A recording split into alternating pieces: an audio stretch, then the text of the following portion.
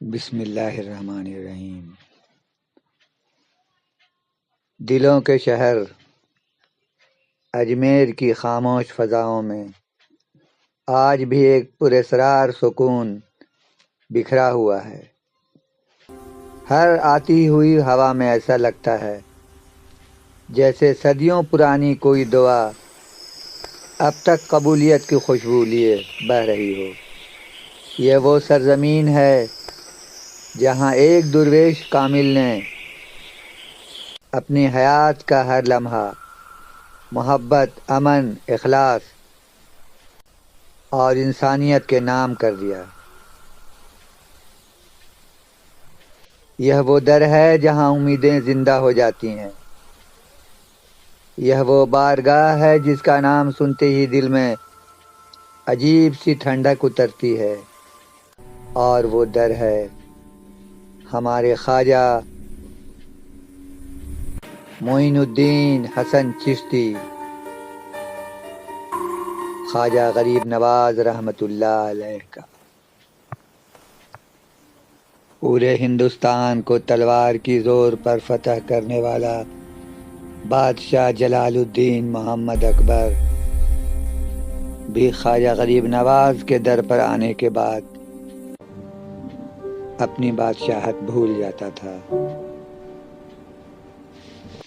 اور اس سلطان ہند کے سامنے اپنے آپ کو کمتر اور پست اور بے وقت سمجھتا تھا۔ یہ بات تاریخی طور پر ثابت ہے کہ مغل بادشاہ جلال الدین محمد اکبر بار بار اجمیر شریف جایا کرتا تھا اور خواجہ غریب نواز کے روضہ اقدس پر حاضری دیا کرتا تھا، اور ان کا معتقد تھا۔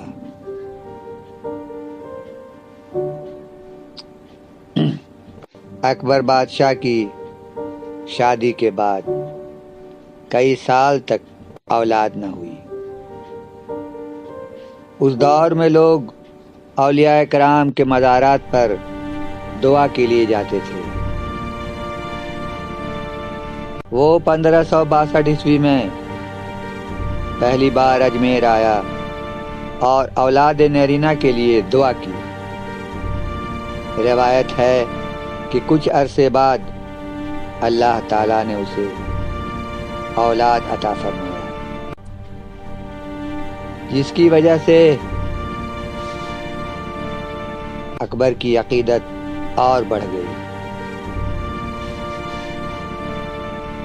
اکبر بادشاہ نے یہ نظر مانی تھی کہ اگر بیٹا ہوا تو وہ پیدل چل کر اجمیر شریف آئے گا۔ بیٹا ہونے کے بعد وہ فتح پور سکری سے اجمیر شریف تک کئی بار پیدل آیا۔ اسی نسبت سے فتح پور سکری میں شیخ سلیم چشتی کا مقام بھی اہم ہے۔ وہ باقاعدگی سے چلہ گاہ، آستانہ اور صحن میں وقت گزارتا تھا۔ وہ سلطان الہند کو ہند کا سب سے بڑا روحانی مرکز سمجھتا تھا۔ مغل بادشاہ جنگوں، سلطنت کے فیصلوں اور اہم مواقع سے پہلے دعا کے لیے آستانہ پر حاضری دیتا تھا۔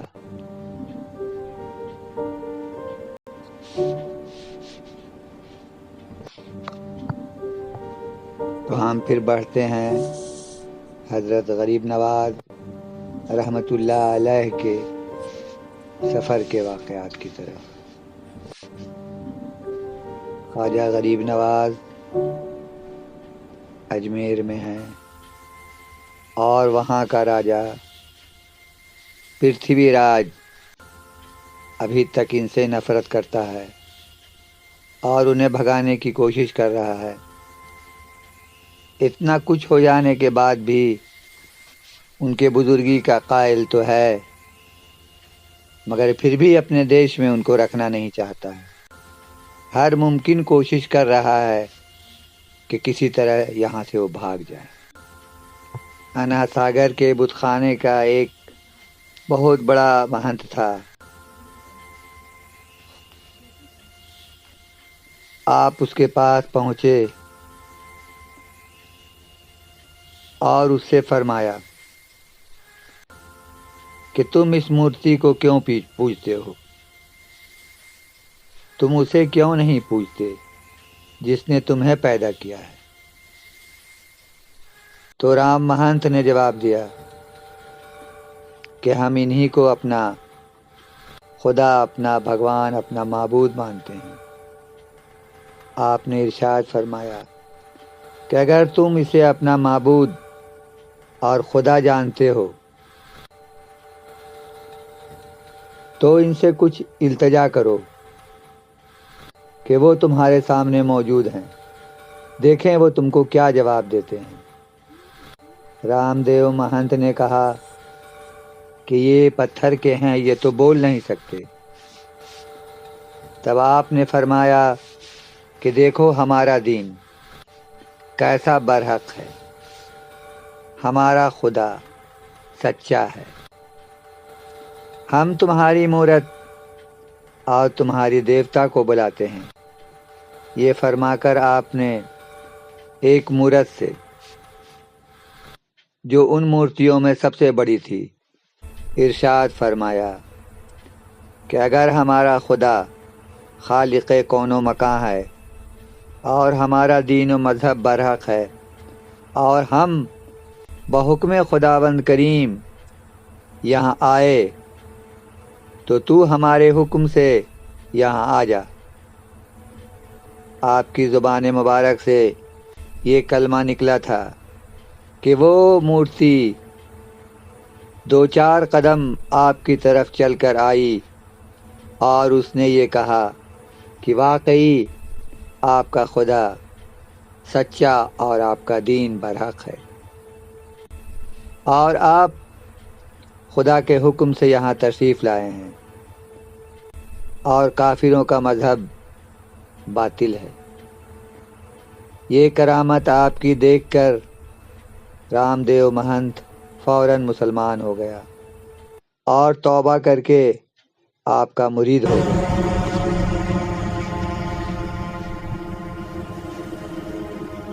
اب حضرت خواجہ غریب نواز رحمۃ اللہ علیہ نے پرتھوی راج کو اسلام قبول کرنے کی دعوت دی اور اسے تحریری شکل میں ایک خط بھیجا اور اس سے کہا کہ اے سنگ دل راجا، جن جن لوگوں پر تیرا بھروسہ تھا، اللہ تعالیٰ کے فضل و کرم سے ان لوگوں نے تو اسلام قبول کر لیا ہے۔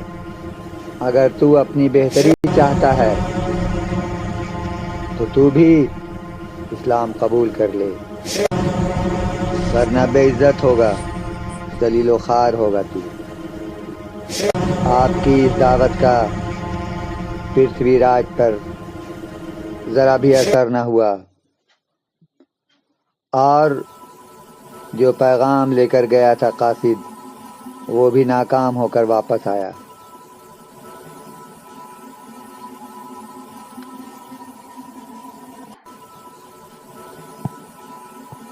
انہی دنوں کا واقعہ ہے کہ پرتھوی راج کے دربار کا بھی ایک شخص مشرف بہ اسلام ہو چکا تھا۔ پرتھوی راج کو جب یہ بات معلوم ہوئی تو اس نے اس پر ظلم کرنا شروع کر دیا، بہت زیادہ تکلیفیں دینی شروع کر دیں۔ اس مسلمان نے پرتھوی راج سے ظلم سے تنگ آ کر حضرت خواجہ غریب نواز رحمۃ اللہ علیہ کے خدمت میں اس کی شکایت کی تو خواجہ غریب نواز رحمۃ اللہ علیہ نے راجا کو اب اس حرکت سے باز آنے کے لیے کہا، مگر راجا اپنی حرکت سے باز نہیں آیا، بلکہ اس نے اپنی ظلم و زیادتی اور بڑھا دی۔ پرتھوی راج کی یہ حرکت جب خواجہ غریب نواز رحمۃ اللہ علیہ تک پہنچی تو آپ کی زبان حق سے بے ساختہ یہی الفاظ نکلے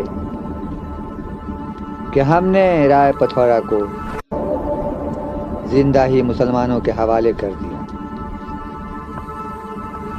دن بدن ہمارے خواجہ غریب نواز رحمۃ اللہ علیہ سے لوگوں کی عقیدت اور محبت بڑھتی جا رہی تھی۔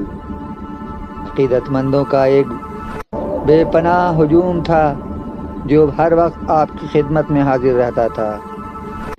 روز بروز مسلمانوں کی تعداد بڑھتی ہی جا رہی تھی۔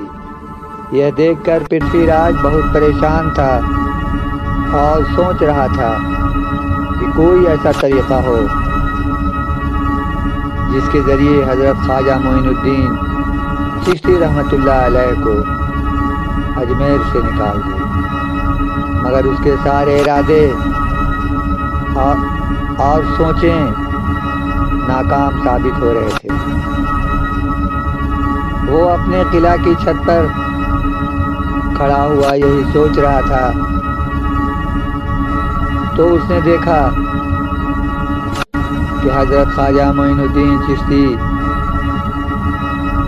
بیٹھے ہوئے ہیں اور چاروں طرف ایک جم غفیر، ایک مجمع انہیں گھیرا ہوا ہے۔ عقیدت مندوں کا اتنا بڑا مجمع دیکھ کر پرتھوی راج کو بہت زیادہ غصہ آیا اور وہ ضبط نہ کر سکا۔ اسی حالت میں اس نے دیکھا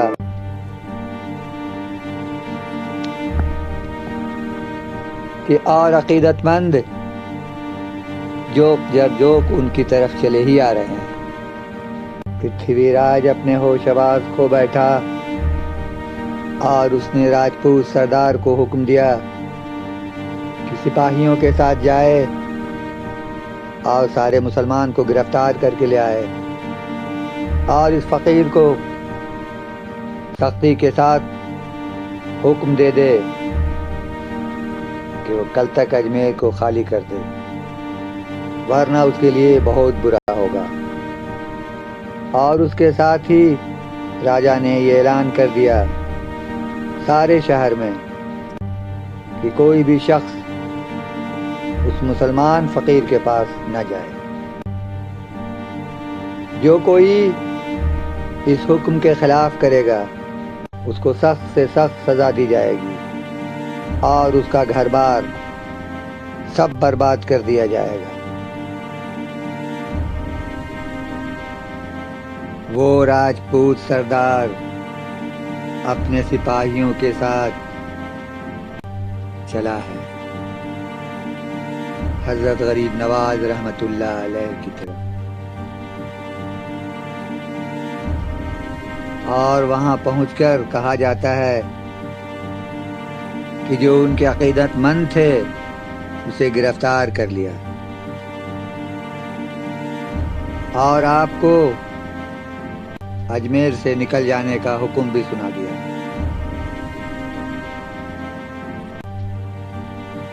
اتنا سننا تھا کہ آپ جلال میں آ گئے اور اس سے کہا کہ ہم تو مخلوق خدا کی بھلائی کے لیے آئے ہیں، میرے کام میں پرتھوی راج کیوں رکاوٹ ڈالتا ہے؟ اس سے جا کر کہہ دو کہ 3 دن کے اندر اندر تمہیں پتہ چل جائے گا کہ اجمیر سے تم نکلتے ہو یا میں۔